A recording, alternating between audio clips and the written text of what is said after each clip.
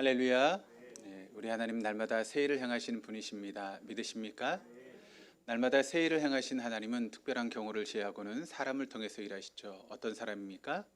영과 진리로 예배하는 사람. 영으로 예배한다라고 하는 것은 성령의 이끄심을 따라 예배하는 것이고, 또 진리로 예배한다라고 하는 것은 진리의 말씀 앞에 우리의 삶을 조정하고 순종하는 것입니다. 오늘 예배 가운데 성령의 이끄심을 따라, 그리고 진리의 말씀 앞에 여러분의 삶을 조정하고 순종하심으로 새 역사의 주인공 되시는 저와 우리 동독의 모든 교우들 다 될 수 있기를 주님의 이름으로 축원합니다. 우리는 계속 요한계시록의 말씀을 함께 나누고 있습니다. 여러분, 요한계시록의 말씀은 저주의 이야기가 아니고 또 무서운 이야기가 아니다라고 말씀을 드렸습니다. 이 요한계시록의 말씀은 우리에게 주신 하나님의 복으로 가득 찬 복덩어리, 그것이 바로 요한계시록의 말씀이죠. 하나님이 천사를 통해서 요한에게 우리에게 주시는 7가지 복에 대해서 말씀하셨고, 그것을 기록한 것이 바로 요한계시록의 말씀이다라고 하는 것을 우리는 알아야 합니다. 그리고 이런 요한계시록의 그런 말씀의 골격이 7가지 봉인, 그리고 7가지 나팔, 7가지 대접에 대한 그런 3가지 재앙에 대한 그런 이야기를 골격으로 하고 있습니다. 이 7가지 재앙 시리즈는 단순히 이 땅 가운데 재앙이 임할 것이다 라고 하는 것을 알려주는 것이 아닙니다. 주님은 이 재앙 이야기를 통해서 이 재앙 가운데 처하게 될 하나님의 백성들을 위로하시고, 또 우리에게 그 같은 사명이 있다라고 하는 것을 알려주신 책이 바로 요한계시록의 책이다라고 하는 것을 우리는 언제나 잊지 말아야 됩니다. 그러니까 요한계시록은 우리가 2가지만 기억하면 됩니다. 그것은 무엇인가 하면 하나님께서 우리에게 주시는 복, 그리고 우리에게 주어진 사명, 그러니까 복과 사명, 이 2가지만 기억하면 우리는 요한계시록의 말씀을 관통할 수 있습니다. 11장까지로 해서 우리가 요한계시록의 2가지 재앙, 바로 7가지 봉인과 7가지 나팔에 대한 그런 재앙을 살펴봤습니다. 그러면 그 다음에 여러분 어떤 말씀이 나와야 됩니까? 7 봉인 재앙, 7 나팔 재앙, 그 다음에 뭐가 나와야 되죠? 7 대접 재앙에 대한 그런 이야기가 나와야 되죠. 그런데 그 7 대접에 대한 재앙은 몇 장에 나오죠? 15장에 나온다라고 지난주에 말씀을 드렸죠. 그러면 그 중간에 있는 13장, 14장, 14장은 뭔가 또 새로운 이야기를 끼워 넣은 그런 이야기다라고 하는 것을 알게 됩니다. 그러면 그 사이에 끼어 있는 12장부터 14장까지의 메시지는 여러분 무엇을 지금 이야기를 하고 있는 것일까요? 그것은 바로 교회는 하나님의 심판으로 이 세상에 종말을 구할 때까지 여러분 계속해서 사단의 세력과 끊임없는 전쟁이 벌어지게 된다라고 하는 것을 우리에게 이야기하고 있는 그런 내용입니다. 한마디로 이야기를 하면 우리가 이 세상이 끝나는 그때까지 바로 영적인 전쟁이 계속되고 있다라고 하는 것을 우리에게 말씀하고 있는 것이 바로 이 말씀의 의미라는 것이죠. 그러므로 12장에서 14장까지의 말씀의 키워드는 바로 영적인 전쟁에 대한 그런 키워드를 가지고 우리에게 말씀하고 있다라고 하는 것을 알아야 됩니다. 여기까지의 말씀을 우리가 좀 정리해 보면, 우리가 보았던 7 봉인 재앙을 통해서 여러분 어떤 이야기를 하고 있습니까? 그 7 봉인 재앙을 통해서 빗발치는 그런 고난의 현장을 목격했던 교회를 향해서 주님께서 주셨던 메시지는 어떤 메시지인가 하면 바로 최후의 승리는 교회의 것이다 라고 하는 것을 우리에게 말씀하고 있다는 것입니다. 또 2번째, 7번째 7 나팔 재앙을 통해서 우리에게 이야기하고 있는 메시지는 그럼에도 불구하고, 그러니까 고난의 현장 가운데 있는 우리에게 우리가 아무리 믿음을 지키고 또 사명을 감당하는 것이 어렵다 할지라도 마지막 순간까지 우리에게 주어졌던 사명, 곧 복음을 증거해야 되는 사명이 우리에게 있다라고 하는 것을 말씀하고 있는 것이 7 나팔 재앙의 이야기입니다. 여러분, 신앙에는 중간지대란 없습니다. 성경에서 중간에 우리가 머물 수 있다라고 하는 것은 말씀하고 있지 않습니다. 성경은 우리에게 단호하게 이야기를 합니다. 천국 아니면 지옥이다. 진보가 아니면 퇴보다. 중간에 우리가 어중간하게 있을 수 있는 그런 지역이 없다라는 것입니다. 하나님 나라에서도 사후세계에서도 2가지만 있습니다. 천국과 지옥. 천국에 가든지 지옥에 떨어지든지 둘 중에 하나라는 것이죠. 그 중간에 어중간하게 머무르는 장소는 우리에게 없다는 것입니다. 이 2가지 메시지가 끝이 아니죠. 12장에서 14장까지의 말씀을 통해서 교회 공동체에 들려주는 메시지가 또 있습니다. 그것은 무엇인가 하면 사단과 그의 하수인들의 도전이 아직 끝나지 않았다는 것입니다. 그러므로 우리는 끝까지 방심해서는 안 된다는 것입니다. 우리가 긴장의 끈을 놓치지 않고 우리에게 도전하는 사단의 세력에 대해서 응전의 자세를 취해야 된다라고 말씀하고 있는 것이 12장에서 14장까지의 그런 말씀의 메시지입니다. 우리가 지난주에 12장의 말씀을 함께 살펴보았습니다. 그리고 오늘 13장의 말씀을 볼 차례인데, 여러분 지난 시간에 나눴던 12장의 말씀의 메시지가 좀 기억이 나십니까?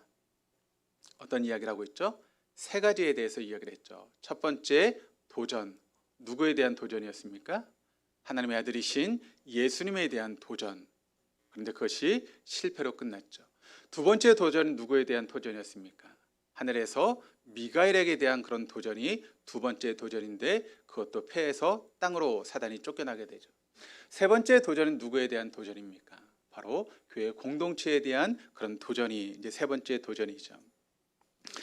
그런데 이 세 번째 도전마저도 바로 다 패하게 되는 것이 사단의 모습이라는 것입니다. 그리고 17절에서 18절의 말씀이 이제 이어지고 있는데 그 말씀을 통해서 우리에게 무엇을 이야기하고 있는가 하면 아직도 끝나지 않았다는 것입니다. 사단의 도전은 계속되고 있다라고 하는 것을 우리에게 증거하고 있습니다. 우리 17절, 18절 말씀을 같이 한번 읽어보시겠습니다. 그래서 그 용은 그 여자에게 노해서 그 여자의 남아있는 자손 곧 하나님의 계명을 지키며 예수의 증언을 간직하고 있는 사람들과 싸우려고 떠나갔습니다. 그때 그 용이 바닷가 모래 위에 섰습니다. 그리고 이제 13장의 말씀으로 이어지고 있는데 여기 17절 말씀을 보시면 그 여자의 남은 자손, 그게 누구라고 말했습니까? 교회 공동체라고 말씀을 드렸죠. 그러니까 교회 공동체와 싸우기 위해서 사단이 떠나갔다라고 이야기를 하고 있습니다. 그리고 오늘 13장의 말씀인데 여러분 우리가 보고 있는 이 12장과 13장과 14장은 하나의 큰 덩어리를 이루고 있는 그런 말씀입니다. 그러니까 12장은 사단의 도전에 관해서 우리에게 이야기하고 있는 말씀이고 13장은 두 짐승이 우리에게 도전하는 그런 이야기에 대한 말씀이고 14장은 그럼에도 불구하고 결국 사단이 피하고 교회 공동체가 최후의 승리를 거둔다라고 하는 것이 14장의 말씀입니다. 그런데 12장, 13장의 사단의 도전과 관련해서 우리가 놓치지 말아야 될 것이 있습니다. 12장 말씀을 보니까 용, 사단, 마귀가 나오고 있습니다. 다 똑같은 이야기라고 말씀을 드렸죠. 용이라든가 마귀라든가 사단은 우리가 흔히 이야기하는 사단을 상징하고 있습니다. 그런데 오늘 13장 말씀을 보니까 또 뭐가 나와요? 두 짐승이 나오고 있습니다. 별게 다 나오죠. 귀신이 나왔다가 사단이 나왔다가 뱀이 나왔다가 막 별 이야기가 다 나옵니다. 그런데 우리가 이걸 좀 이제 제대로 이해할 수 있어야 됩니다. 사단은 이제 우리가 잘 알고 있는 천사가 타락해서 이제 우두머리가 된 것이 사단이고 귀신이라고 하는 것은 이제 사단이 부리는 하수인 같은 것이 귀신입니다. 그리고 여기 나오는 두 짐승이라고 하는 것은 바로 그 사단의 힘을 공급받아서 우리를 공격하는 적그리스도적인 세력, 그것이 바로 사단 두 짐승입니다. 그런데 이 용과 사단과 마귀가 오늘 본문의 말씀에 나오고 있는 두 짐승과 어떤 관계가 있는 것일까요? 그러니까 12장에 용과 사단과 마귀가 나오고 있는데 또 13장을 통해서 나오고 있는 바다에서 올라온 첫 번째 짐승과 그리고 11절에서 18절에 나오는 땅에서 올라온 두 번째 짐승, 도대체 어떤 관계를 이루고 있는가? 그것은 바로 이 사단과 두 짐승이 함께 삼위일체를 이루고 있다라고 우리가 보게 됩니다. 1절에서 10절까지 나오는 이제 바다에서 올라왔던 땅에서 올라왔던 바다에서 올라왔던 첫 번째 짐승은 적 그리스도를 의미하는 이야기입니다. 그러니까 적 그리스도, 그리스도에 대적하는 그런 사람들 혹은 세력을 의미하고 있는 것이고 11절에서 이제 18절까지 나오는 땅에서 올라왔던 두 번째 짐승은 바로 거짓 예언자를 의미하고 있는 그런 내용입니다. 이런 마귀에게는 소원이 있습니다. 어떤 소원이 있을까요? 마귀에게 한 가지 소원이 있는데 그것은 무엇인가 하면 하나님같이 되는 것이 바로 마귀의 소원입니다. 그래서 여러분 천사였던 마귀가 타락했던 이유가 무엇 때문에 타락을 했습니까? 그 천사가 하나님같이 되고자 하는 그런 마음 때문에 결국 여러분 사단으로 타락한 것 아니겠습니까? 그러니까 마귀로 전락한 원인이 바로 하나님같이 되어지는 그런 욕심 때문에 바로 마귀로 사단으로 전락한 것이죠. 그래서 사단은 어떻게 해서든지 하나님을 모방하려고 하는 그런 모습들이 사단에게 있다라고 하는 것을 우리가 보게 됩니다. 네, 여러분, 우리가 알고 있는 하나님은 어떤 분이십니까? 삼위일체 하나님이시죠. 성부 하나님, 성자 하나님, 성령 하나님, 삼위일체를 이루고 계신 분이 하나님이십니다. 그리고 그 삼위일체 하나님께서 함께 일하시는 분이 바로 우리가 알고 있는 하나님의 모습이죠. 서로 다른 모습으로 함께 하나님의 뜻을 이뤄가시는 삼위일체 하나님입니다. 그래서 그 마귀도 그것을 이제 흉내내고 있는 것입니다. 그래서 마귀의 삼일체 중에서 우리가 지난주에는 12장에 용으로 상징되는 사탄, 마귀는 바로 하나님을 상징하고 있습니다. 성부 하나님을 상징하고 있고, 또 오늘 본문의 1절에서 10절까지 나오는 바다에서 올라온 첫 번째 짐승은 바로 예수님을 대적하고 있습니다. 그리고 11절에서 18절까지 나오는 땅에서 올라왔던 두 번째 짐승은 바로 성령을 대적하고 있는 것입니다. 요한계시록 16장 13절에서 14절까지 말씀이 이 사실을 더욱 분명하게 우리에게 보여주고 있는데, 이 부분은 우리가 이제 16장 말씀을 나누면서 더 자세하게 살펴보도록 하겠습니다. 그러니까 이런 전 이해를 가지고 오늘 본문의 말씀인 13장으로 가면 이 말씀은 크게 이제 두 가지로 이제 우리가 구분할 수 있게 되는데, 1절에서 10절까지 말씀을 통해서 바다에서 올라온 짐승에 대한 이야기, 그리고 11절에서 18절까지 말씀을 통해서 땅에서 올라온 두 번째 짐승에 대한 그런 도전에 대한 이야기가 기록되어 있습니다. 먼저 1절에서 10절까지 이제 첫 번째 짐승에 대해서 우리가 함께 말씀을 보면, 우리 1절 앞부분에 이렇게 증거합니다. 나는 바다에서 짐승 하나가 올라오는 것을 보았습니다. 그러니까 13장이 시작하자마자 바다에서 짐승이 올라왔다라고 이야기를 하고 있습니다. 그런데 이 짐승이 누구이냐에 대해서 이제 성경학자들은 이구동성으로 한 가지 결론을 내립니다. 그것은 무엇인가 하면 적그리스도다, 혹은 적그리스도의 세력이다라고 이야기를 합니다. 어떤 학자들은 또 이렇게 이야기를 하죠. 그것이 바로 공산당이다라고 이야기하는 그런 분들도 있습니다. 공산당의 스탈린이라든가 모태통이라든가 그런 사람, 김일성이라든가 그런 사람으로 이야기하시는 분들도 있는데, 그렇게 자세하게 우리가 알 수는 없지만 어쨌든 그것은 적그리스도 혹은 적그리스도의 세력이다라고 그렇게 이야기를 합니다. 그런데 이 짐승이 세 가지의 특징을 가지고 있다라고 오늘 말씀이 우리에게 증거하고 있는데, 첫 번째 특징은 무엇인가 하면 바로 사단에게 권세를 받았다는 것입니다. 4절 말씀을 보니까 용이 그 짐승에게 권세를 주니라고 되어 있습니다. 그러니까 이 짐승이 곧 용, 사단에게 권세를 받았다라고 이야기를 하고 있죠. 그리고 그 권세를 지금 사용하고 있다는 것입니다. 여러분, 우리가 살고 있는 세상은 여러분 지금 어떤 세상입니까? 사단에게 내어준 바 된 세상이고, 사단이 왕노릇하는 그런 세상입니다. 이런 세상 가운데 사단이 가지고 있는 권세라는 것이 있죠. 그것이 물질일 수도 있고 세상적인 권력일 수도 있습니다. 그런데 그것을 가지고 바로 이 첫 번째 짐승이 사용하고 있다는 것입니다. 마지막 때에 나타날 적그리스도 혹은 적그리스도의 세력은 그 힘의 근원을 어디에다 두고 있는가 하면 바로 사단에게 두고 있다라고 하는 것을 여러분 잊지 마시기를 바랍니다. 그래서 여러분, 그 힘을 가지고 있는, 그 권력을 가지고 있는 공산당이 되었든 아니면 돈이 많은 사람이 되었든 그것을 가지고 여러분 성도를 핍박하고 힘들게 하고 미혹하는 것이 바로 사단의 모습이고 첫 번째 짐승 적그리스도의 모습이다라고 하는 것을 우리는 알아야 됩니다. 그리고 두 번째 특징은 무엇인가 하면 이 짐승의 여러분 목표는 무엇인가 하면 사단을 숭배하는 것이 바로 이 짐승의 목표라고 하는 것입니다. 4절 말씀을 한번 보시죠. 용이 그 짐승에게 권세를 주니 그 다음 사람들은 그 용에게 경배하였습니다. 그러니까 이 짐승이 사람들에게 사단을 경배하게 만들었다라고 이야기를 합니다. 8절 말씀을 보시면 그러므로 땅 위에 사는 사람들 가운데서 죽임을 당한 어린 양의 생명책에 창세 때부터 이름이 기록되지 않은 사람은 모두 그에게 경배할 것입니다. 사람들은 사단도 경배하지만 이 짐승, 바로 이런 힘을 가지고 있는 사람들을 경배하게 될 것이다 라고 이야기를 합니다. 그래서 여러분, 지금도 하나님을 알지 못하는 사람들이 추구하는 인생을 보게 되면 뭘 향해서 여러분 달려가고 있습니까? 더 많은 돈을 가지기 위해서, 더 많은 권력을 가지기 위해서 여러분 자신의 영혼까지 팔아가면서 살아가는 사람들이 얼마나 많이 있습니까? 그런 미혹을 통해서 지금도 사단은 우리를 미혹하고 그와 같은 힘과 물질이라든가 그런 것들을 통해서 사단을 경배하게 만드는 것이 여러분 이런 짐승의 모습이다라고 하는 것을 여러분 잊지 마시기를 바랍니다. 여러분 우리에게 돈이 필요합니다. 때로는 힘이 필요하죠.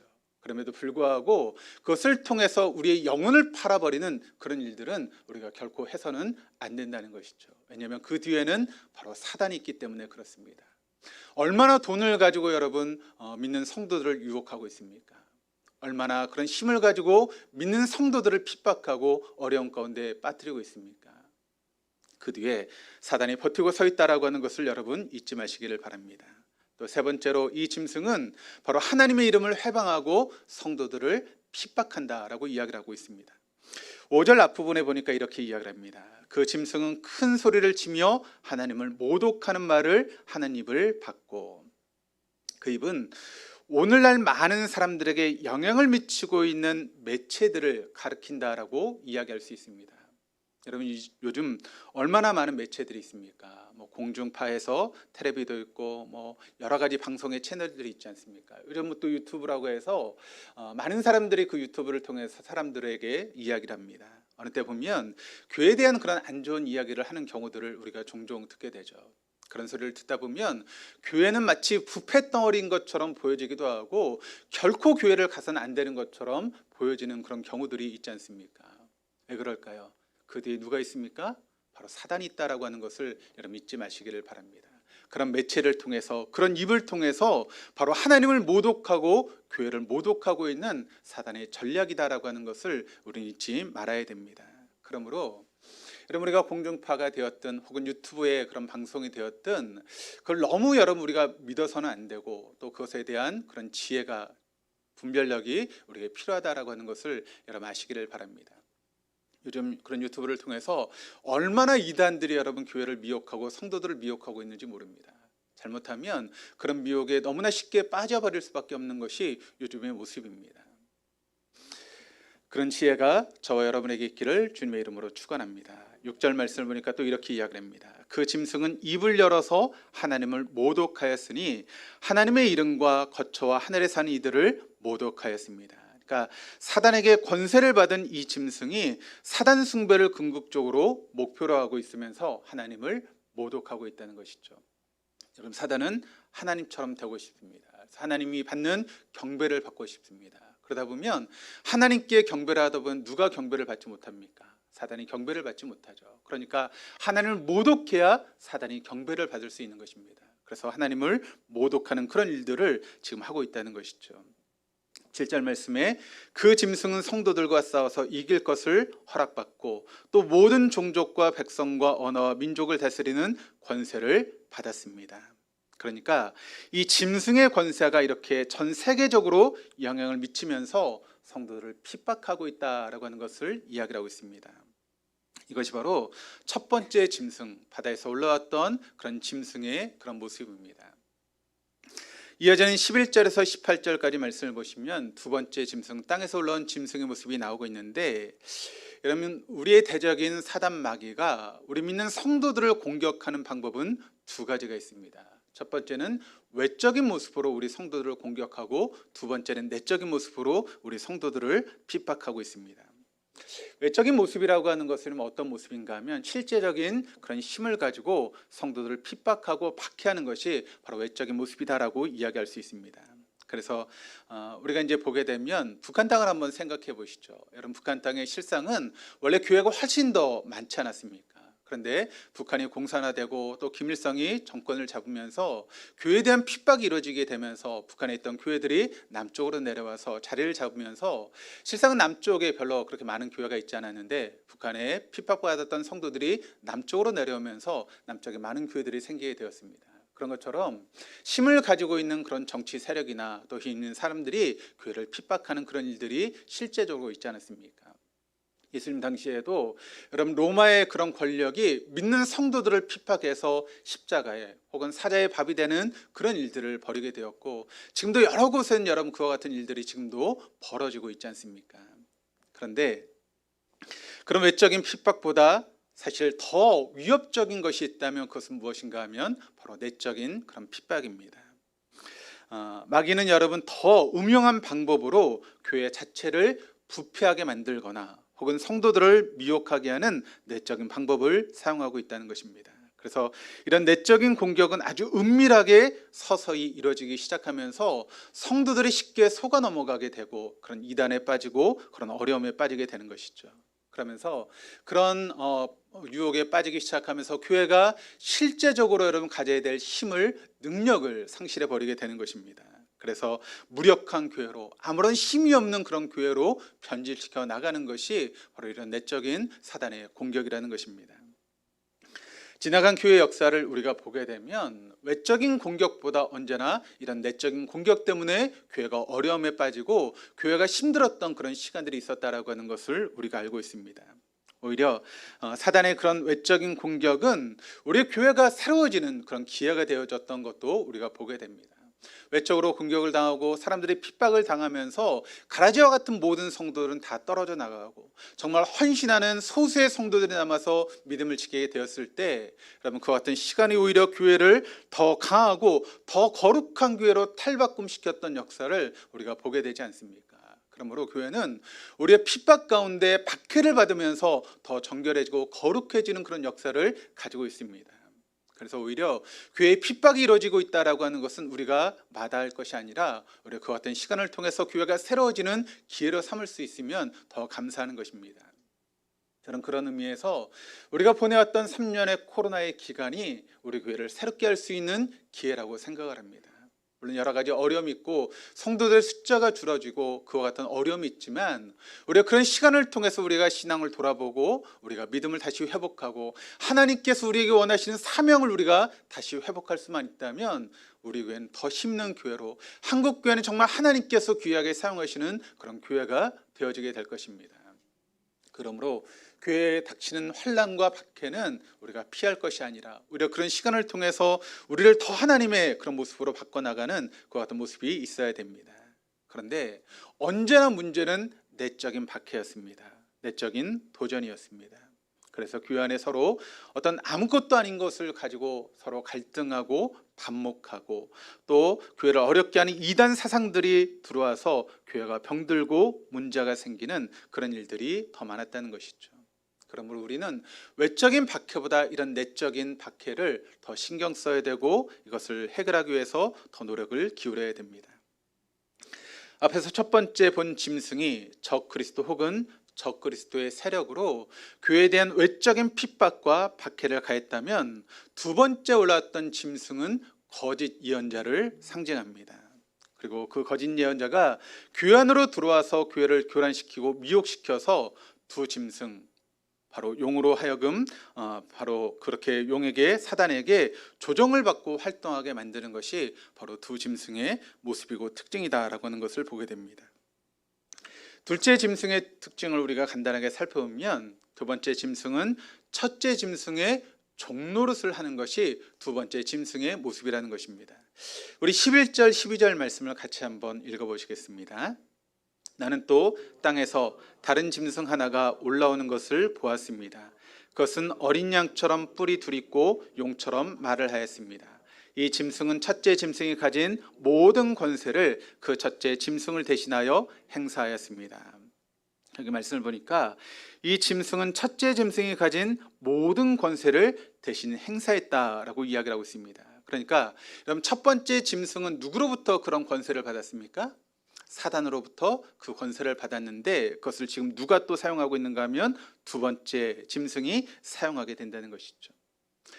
두 번째 특징은 이것입니다. 이 짐승의 목표는 사람들에게 첫 번째 짐승이었던 적그리스도를 경배하도록 하는 것이 바로 두 번째 짐승의 목표라는 것이죠.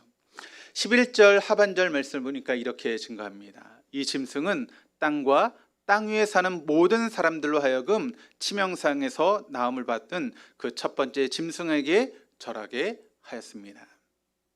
적그리스도는 자기가 경배를 받으면서 사람들을 서서히 사단을 경배하는 그런 존재로 만들어가는 것입니다. 이 말씀이 4절에도 경고되고 있는데 우리 4절 말씀을 같이 한번 읽어보시겠습니다. 용이 그 짐승에게 권세를 주니 사람들은 그 용에게 경배하였습니다. 또 그들은 누가 이 짐승과 같으랴, 누가 이 짐승과 맞서서 싸울 수 있으랴 하고 말하면서 그 짐승에게 경배하였습니다.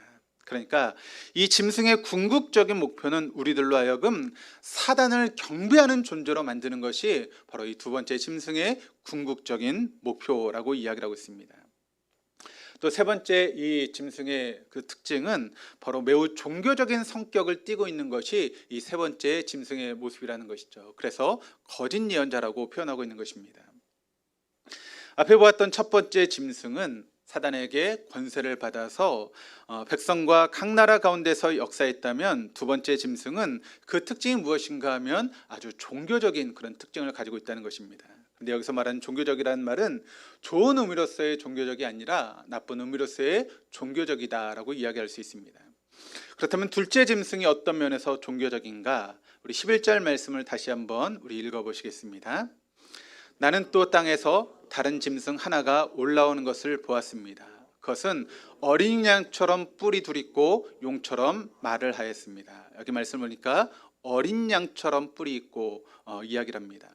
어린 양 하면 여러분 뭐가 떠오르십니까? 누구를 상징하죠? 어린 양이? 예수 그리스도를 상징하는 것이 여러분 성경에서 어린 양 아닙니까? 그런데 그 어린 양 대신 예수 그리스도를 지금 모방하고 있다라고 하는 것을 우리가 보게 되는 것이죠. 이단 종교를 보면 여러분 기독교와 비슷한 면들이 너무나 많이 있지 않습니까? 그래서 이단이라고 하는 말 자체가 여러분 달을 위해 끝단자를 쓰고 있습니다. 그 말은 처음은 같다는 것이죠. 그런데 끝이 다른 것이 이단이라는 것입니다. 그럼 우리 주변에 있는 이단들의 모습을 보시기를 바랍니다. 마치 교회인 것처럼 보여지는 경우들이 얼마나 많이 있습니까? 신천지를 비롯해서 모든 이단들이 처음에는 교회인 것처럼 우리에게 다가오지만 그러나 들어가면 들어갈수록 끝이 달라지는 것이 바로 이단이라는 것이죠. 그래서 처음에는 마치 교회인 것처럼 보여지기 때문에 그와 같은 모습으로 사람들을 미혹하고 끌어들이는 것입니다. 그래서 사람들은 쉽게 거기에 미혹되는 것이죠. 초대교회를 어지럽게 만들었던 대표적인 이단이 영지주의라고 하는 그런 이단입니다. 그 영지주의가 초대교회를 완전히 박살냈던 그런 이단입니다. 그 영지주의 때문에 초대교회가 큰 어려움을 겪었던 것을 우리가 보게 됩니다. 지금은 그와 같은 역할하는 것이 제가 보기엔 신천지인 것 같습니다. 신천지가 여러분 교회를 지금 얼마나 혼란스럽고 어렵게 만들고 있는지 우리가 알아야 되는 것이죠. 그래서 예수님은 여러분 마태복음 7장 15절 말씀을 통해서 뭐라고 이야기를 하고 있습니까? 거짓 예언자를 살펴라. 그들은 양의 탈을 쓰고 너에게 오지만 속은 굶주린 이리들이다 라고 이야기를 하고 있습니다. 양의 탈을 쓰고 마치 예수님인 것처럼 우리에게 다가오고 있지만 그러나 그 속은 우리를 잡아먹으려고 하는 이리들 같은 존재가 바로 이와 같은 존재라고 이야기를 하고 있는 것이죠. 겉으로는 기독교인 것처럼 보이지만 속은 완전히 다르다는 것입니다.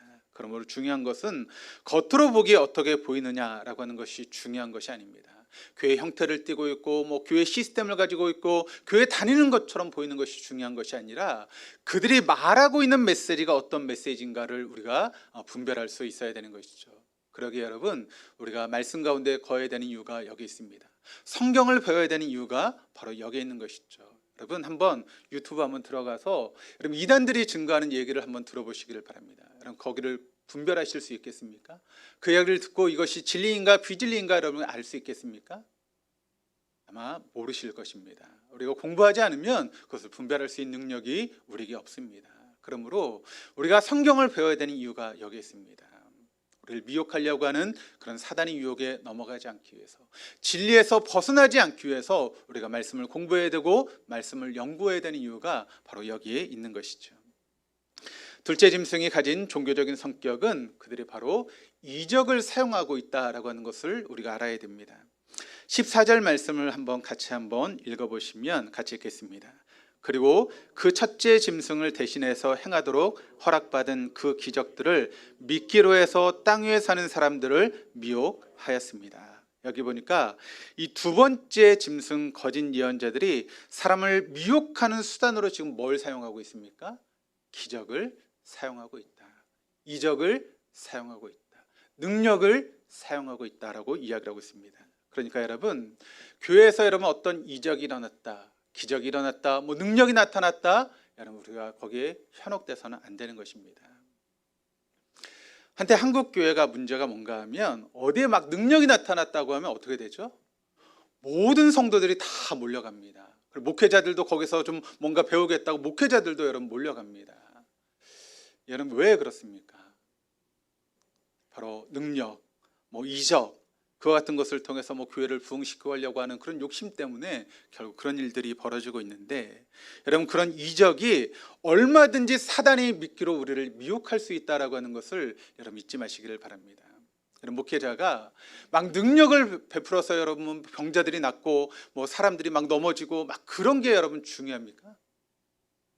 그런 목회자가 능력 있는 목회자입니까?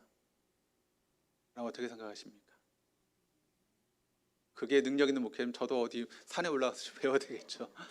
근데 여러분 실상은 그게 목회자의 능력이 아닙니다. 목회자의 능력은 하나님께서 우리에게 주신 말씀을 제대로 증거하는 것, 그것이 바로 목회자의 능력 아니겠습니까?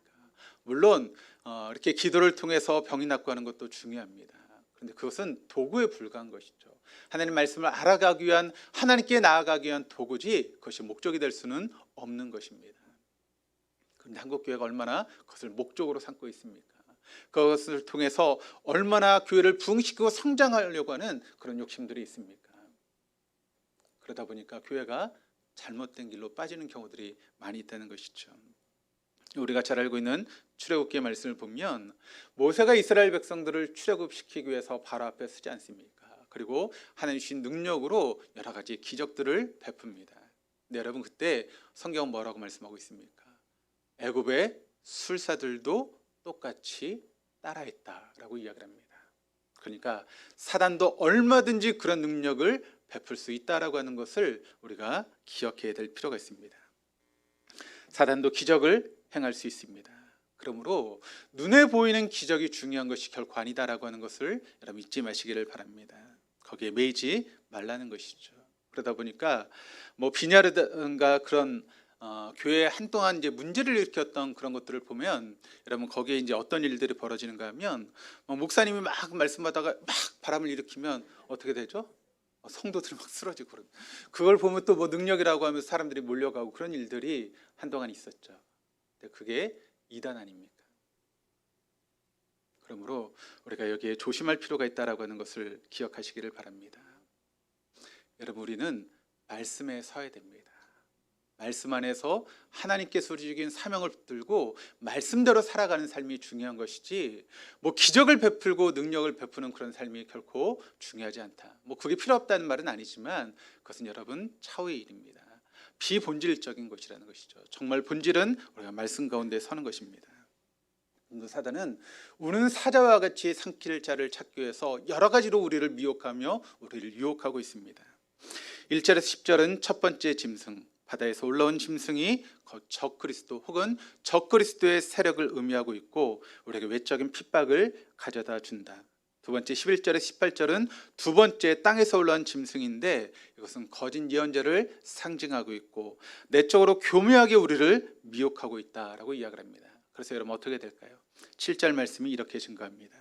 그 짐승은 성도들과 싸워서 이길 것을 허락받고, 곧 적그리스도의 세력이 성도들에게 승리했다라고 하는 그런 이야기입니다. 근데 여러분 우리가 알아야 될 것은 그것은 1차적인 승리에 불과하다는 것을 잊지 말아야 됩니다. 마지막 때 사단의 세력이 성도들에게 패배하게 되는 것은 여러분 분명한 사실인데 마치 1차적인 승리를 통해서 사단이 완전히 승리하는 것처럼 우리를 미혹하고 있는 그와 같은 모습을 이야기하고 있습니다. 8절 말씀은 또 이렇게 증거합니다. 그러므로 땅 위에 사는 사람 가운데서 죽임을 당한 어린 양의 생명책에 창세 때부터 이름이 기록되지 않은 사람은 모두 그에게 경배할 것입니다. 곧 어린 양의 생명책에 그 이름이 기록되지 않았던 자들, 하나님의 구원의 계획 가운데 밖에 있는 사람들은 다 그 짐승에게 경배하게 될 것이다 라고 이야기를 하고 있습니다. 또 10절 앞부분 보면 사로잡혀 가기로 되어 있는 사람이면 사로잡혀 갈 것이고 칼에 맞아서 죽임을 당하기로 되어 있는 사람이면 칼에 맞아 죽임을 당할 것이다. 이 10절의 말씀은 어떤 말씀을 하고 있는가 하면 성도들이 핍박을 받고 순교하게 될 것이다 라고 하는 그런 이야기를 하고 있습니다. 그러니까 이 짐승들이 승리하는 것처럼 보여질 때 이런 핍박이 성도들에게 주어지게 된다는 것이죠. 그래서 성도들은 핍박을 받고 순교를 당하고, 믿지 않는 사람들은 다 짐승을 경배하고, 그러나 이것은 일시적인 승리에 불과하다는 것이죠. 최후의 승리는 결국 성도들의 것이고 교회의 것이다 라고 하는 것을 우리는 잊지 말아야 됩니다. 마지막 때 이 생명책에 이름이 기록되지 않은 사람들은 점점 여러분 더 마귀에게 그들의 영혼을 팔아버리게 될 것입니다. 그래서 물질 때문에 자신의 영혼을 팔고 권력 때문에 자신의 영혼을 파는 그런 일들이 마지막 때 더 비일비재하게 일어나게 될 것입니다. 그래서 여러분, 물질 때문에 여러분 사랑하는 가족을 죽이려고 하는 그런 일들이 여러분 지금 얼마나 많이 일어나고 있습니까? 결국 그것은 사단에게 우리의 영혼을 파는 그런 일들 아니겠습니까? 그런데 그런 일들이 말세가 다가올수록 더 심해지게 된다라고 하는 것을 보게 되죠. 또 어떤 권력을 위해서 여러분 사람들이 얼마나 여러분 인간 이하의 그런 행동을 하고 있습니까? 우리나라의 정치판을 봐도 그런 모습들을 우리가 보게 되지 않습니까? 그런 것처럼 결국 여러분 그와 같은 모습을 통해서 사단을 숭배하는 그런 모습으로 그 영혼들이 전락해버리고 말 것이다 라고 하는 것을 우리에게 경계하며 이야기를 하고 있습니다. 그러나 예수 그리스도를 믿음으로 그 이름이 하나님의 생명책에 기록된 사람들은 이와 같은 모습을 확실하게 분별하고 사단을 대적하는 그런 자리에 서게 될 것입니다. 그리고 오직 예수 그리스도께만 충성을 다하는 그런 삶을 살아가게 될 터인데, 10절의 말씀처럼 그 같은 핍박이 우리에게 주어질 때 우리에게 필요한 것은 무엇이겠습니까? 바로 인내하는 것입니다. 그리고 끝까지 믿음을 지키는 것입니다. 어떤 어려움이 있어도 인내하며 믿음을 지키는 것, 그것이 바로 하나님의 생명책에 이름이 기록되어 있는 사람들의 믿음의 모습이라는 것이죠. 여기까지의 내용을 정리해 보면, 첫 번째 우리는 마지막 때 사단의 정체를 잘 분별할 수 있어야 한다는 것입니다. 다시 한번 여러분, 사단의 여러분 소원이 뭐라고 말씀을 드렸습니까? 사단의 소원은 하나님처럼 되는 것, 그것이 바로 사단의 소원입니다. 그래서 자꾸 하나님을 모방하는데 삼위일체 하나님, 성부, 성자, 성령, 삼위일체 하나님을 모방해서 이 사단이 어떻게 한다고요? 사단과 첫 번째 짐승, 또 두 번째 짐승이 삼위일체로 성도들을 공격한다는 것이죠. 그런데 여러분, 그런 삼위일체 사단의 공격에 우리 믿는 성도들이 여러분 우리의 힘으로 대적할 수 있습니까? 우리의 능력으로 여러분 이길 수 있습니까? 결코 이길 수 없죠. 그럼 우리가 어떻게 해야 되겠습니까? 이런 도전에 맞서 오직 유일한 방법은 더 강력한 삼위일체이신 우리가 하나님을 붙드는 것입니다. 그리고 그 하나님 앞에 우리의 삶을 맡기는 것입니다. 그래서 그 성령께서 우리 안에 오셔서 우리를 이끌어 가시는 그런 삶을 살아갈 수 있도록 우리의 삶을 성령께 내어드릴 때 우리는 이런 사단의 공격을 이겨낼 수 있는 것이죠. 또 두 번째는 때를 잘 분별할 수 있어야 됩니다. 12장에서 우리가 함께 말씀을 보면서 한때와 두때와 반때, 그러니까 세때 반에 대해서 우리가 말씀을 나눴습니다. 그리고 즉 3년 반의 이야기가 지나갔는데 그 기간 동안 사단이 활동을 했는데 피하고 말았다라고 하는 것을 우리가 12장에서 보았는데, 또 13장에 와서 보니까 또 3년 반의 이야기가 나옵니다. 5절 말씀을 보시면 그 짐승은 큰 소리를 치며 하나님을 모독하는 말을 하고 하는 입을 받고 42달 동안 활동한 권세를 받았습니다. 그러니까 12장에서 그렇게 패한 사단이 이제는 두 짐승을 이용해서 또다시 42달 3년 반 동안 활동을 하게 된다는 것입니다. 곧 여러분 3년 반 합치면 몇 년이 되는 것이죠? 7년의 시간이 되는 것이죠. 그리고 이 7년의 시간이라고 하는 것은 어떤 횟수로 의미하는 그런 7년이 아니라 예수님의 초림에서 재림까지의 그런 기간을 바로 7년이라는 시간이라고 제가 말씀을 드렸죠. 그런데 그런 7년의 시간 동안 이렇게 사단이 교회를 공격하게 될 것인데, 결국 최후의 승리는 누구에게 주어진다? 교회에 주어지게 된다라고 하는 것을 함께 말씀을 나눴습니다. 그것이 바로 오늘 우리가 함께 나누고 있는 13장의 말씀입니다. 그런데 여기 아주 흥미로운 말씀이 나오고 있는데 16절에서 18절 말씀을 우리 같이 한번 읽어보겠습니다.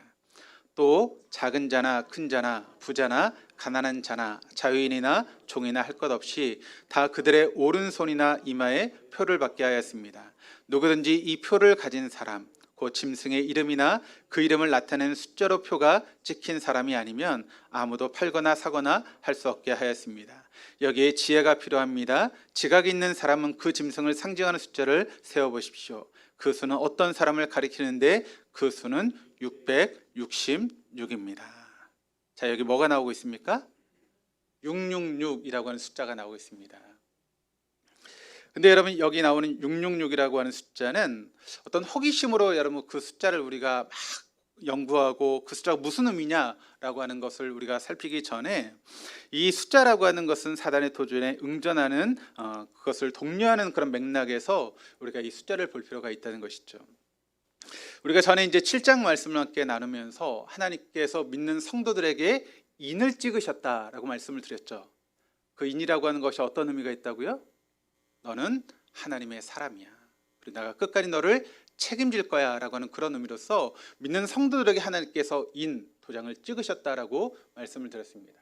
그리고 사단은 여러분 하나님을 어떻게 한다고 그랬죠? 모방한다고 그랬지 않았습니까? 그러면 사단이 이제 뭘 모방했습니까? 바로 여기 나오는 666이라고 하는 그런 표를 모방해서 그것은 바로 내 사람이야 라고 하는 그런 표로 삼았다는 것이죠. 그러니까 여기 이 말씀을 어떤 666이라고 하는 것을 문자적인 의미로 풀거나 마치 퍼즐을 맞추는 것이 꿰어맞아서 그렇게 풀려고 하면 어려움이 생길 수밖에 없습니다. 제가 이 말씀을 준비하면서 666에 대해서 한번 인터넷을 쳐봤더니요, 그 내용이 어마무지하게 많이 나오고 있습니다. 다 읽지도 못할 정도로 그 내용이 많이 나오고 있습니다. 여러분, 그런데 헛된 시간 쓰지 마시기를 바랍니다. 제가 요한계시록에 대해 세미나도 듣고 공부를 하면서 내린 결론은 우리가 헛된 것에 지금 시간을 뺏기고 있구나, 정말 중요한 것이 아니라 지엽적인 것에 우리의 마음을 뺏기고 있구나라고 하는 그런 생각을 해보게 되었습니다. 그래서 여러분 666 하면 한동안 한국교회에서 여러분 뭘 이야기를 하고 있습니까? 뭐 짐승의 표니, 뭐 베리칩이니, 뭐 프리메이슨이니, 일루미나티니, 뭐 미국 달러에 어떤 비밀이 숨어 있다, 백악관이 어떤 구조로 되어 있는데 그것이 사단의 그런 계략이다, 뭐 별 이야기들이 다 있지 않습니까? 그런 것을 신경 쓰다 보면 정말 아무것도 못할 것 같아요. 돈도 가지지 말아야 될 것 같고 그런 마음이 들지 않습니까? 그런데 결론은 뭘까요? 다 쓸데없는 짓이다. 다 필요 없는 것이다. 666이라고 하는 그 6은 여러분 어떤 숫자입니까? 인간의 수라고 말씀을 드렸죠. 그리고 7이라고 하는 완전수에서 하나 모자란 수입니다. 그러니까 666이라고 하는 것은 의미가 간단합니다. 어떻게 우리가 그 숫자를 봐야 되는가 하면, 짐승의 수 666은 7에서 하나 부족한 불완전한 숫자입니다. 그러므로 이 짐승들의 이끌림을 받은 사람들은 불완전하고 불완전할 수밖에 없다는 것입니다. 따라서 그들의 계획은 결국 어떻게 될까요? 실패로 돌아갈 수밖에 없다라고 하는 것이 이 말씀의 의미입니다. 그런데 그것이 뭐 베리칩이니 뭐 프리메이슨이 막 그렇게 여러 가지로 생각을 하다 보면 우리가 본질을 놓치게 되는 것이죠. 정말 중요한 본질은 뭡니까? 결국 우리가 승리하게 된다는 것, 마귀는 실패하게 된다는 것, 그것이 본질인데 그 666이 어떤 의미를 가지고 있냐? 거기 뭐 베리칩이 달려 있냐, 아니면 뭐 프리메이슨이나 일루미나이트나 뭐 그런 것들이 연결되어 있냐? 자꾸 사단이 우리를 미혹하게 된다는 것이죠. 여러분, 그런 분별력을 가지고 살아가는 것, 우리에게 그것이 필요하다는 것입니다. 그러니까 오늘 말씀의 핵심은 다른 것이 없습니다. 사단이 두 짐승을 동원해서 우리를 핍박하겠지만 최후의 승리를 얻게 되는 것은 바로 우리다라고 하는 것을 오늘 말씀이 우리에게 증거하고 있는 것입니다. 그런데 자꾸 뭐 666이니 뭐 14만 4천이 거기에 자꾸 신경을 쓰다 보니까 정말 우리가 붙들어야 될 하나님 말씀의 핵심은 놓치고 엉뚱한 것에 신경을 쓰게 되는 것이죠.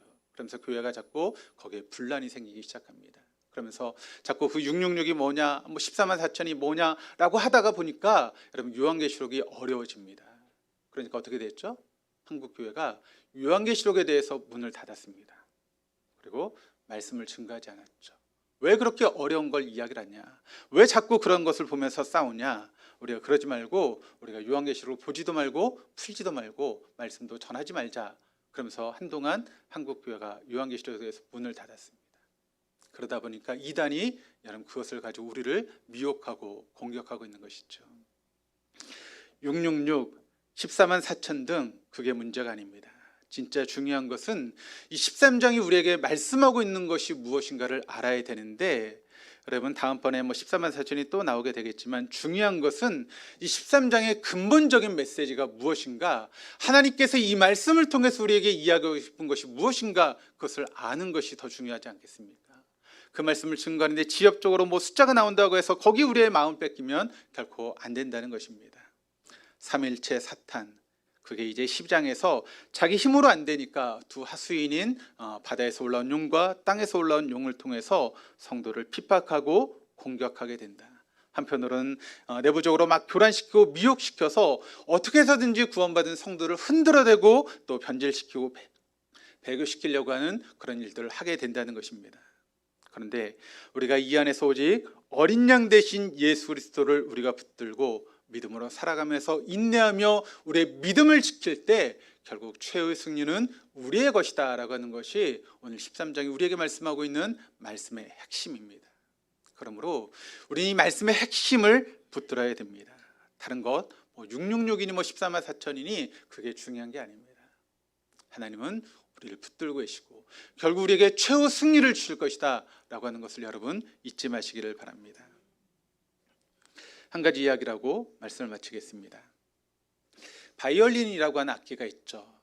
많은 사람들로부터 사랑받는 그런 악기인데 오케스트라에서도 가장 대접을 받는 그런 악기입니다. 그래서 바이올린 연주자는 지휘자의 맨 왼쪽 앞자리를 차지하고 있는 것이 바이올린 연주자라고 합니다. 그래서 지휘자가 등장할 때 일반적으로 제1 바이올린 수석 연주자와 함께 인사를 하고 이제 지휘자가 이제 서게 된다고 합니다.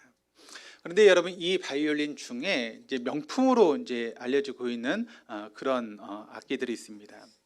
어떤 악기인가 하면 아마티 가문, 또 과르넬리 가문, 스트라바리 가문, 이 세 가문이 만든 바이올린은 3대 명기로 뽑히는 그런 바이올린입니다. 보통 바이올린이 400년 동안 진화하고 또 400년 동안 태화하다가 이제 800년 정도가 되면 그 생명을 다한다고 합니다. 그런데 이 이제 3대 명기로 만들어진 이 바이올린이 지금 한 300년 정도 지났답니다. 그러니까 앞으로 100년간은 더 소리가 이제 계속 좋아지는 것이죠. 사람들이 연구를 했습니다. 어떻게 이 3대 가문의 이런 바이올린이 이렇게 아름다운 소리를 낼까? 많은 사람들이 연구하면서 이런 이야기를 합니다. 아마 독특한 도료, 페인트 때문에 그럴 것이다 라고 이야기하는 사람도 있고, 또 어떤 사람들은 위판과 아래판의 두께가 다르기 때문에 이런 소리를 낸다라고 분석하는 사람도 있습니다. 그런데 가장 설득력 있는 대답은 무엇인가 하면 나무의 재질이 다르다는 것입니다. 그러니까 1645년에서 1715년까지 70년 동안은 무서운 추위, 소위 빙하기가 찾아왔다는 그런 시기라고 합니다. 그러니까 그 시간 동안 너무나 추워가지고 여름에도 여러분 눈이 내릴 정도로 추운 시간이었습니다. 그런데 그 시간 때문에 여러분 그런 추위 때문에 나무들이 서서히 조금씩 자랄 수밖에 없었다는 것이죠. 그러면서 그렇게 느리게 성장하면서 이 나무들이 독특한 특성을 가지게 되었다는 것입니다. 그러니까 겨우 이렇게 살아가면서 그 나무들이 굉장히 단단한 그런 나무로 변하게 되었다는 것이죠. 바로 그 시기에 자란 나무들로 바이올린을 만들었는데 그게 바로 말씀드린 3대 명기의 바이올린입니다. 그래서 그렇게 아름다운 소리를 낼 수 있었다는 것이죠. 그러니까 명기는 여러분 어떤 상황 가운데 만들어졌습니까? 극심한 추위 가운데 이런 명기가 만들어졌다는 것이죠. 지금 여러분 어떤 시기입니까? 사단이 여러분 우리를 공격하고 핍박하는 시기입니다. 이런 고난의 시기에 여러분 우리가 정말 이 고난의 시기를 잘 견디면 우리가 뭐가 될까요? 하나님의 명기가 될 수 있습니다. 성경은 우리에게 뭐라고 말씀하고 있습니까? 로마서 6장 말씀을 보면 우리는 의의 병기가 되어야 된다라고 말씀하고 있습니다. 의의 병기. 그럼 어떻게 하면 진짜 좋은 의의 병기가 될 수 있을까요? 그것은 바로 극심한 고난을 견뎌낸 악기들. 그래서 하나님 우리에게 때로는 고난도 허락해 주시는 것입니다. 그 고난 가운데 우리가 믿음을 붙들고 우리가 살아갈 때 우리는 하나님의 의의 병기로서 귀하게 쓰임받는 저 여러분이 되어줄 것입니다. 믿음을 지킬 때 어려움이 있을 수 있습니다. 핍박이 있고 고난이 있고 아픔이 있을 수 있습니다. 그럴 때 우리가 인내하고 믿음을 지켜나갈 때 우리는 하나님의 의의 병기로 귀하게 쓰임받게 될 줄 믿습니다.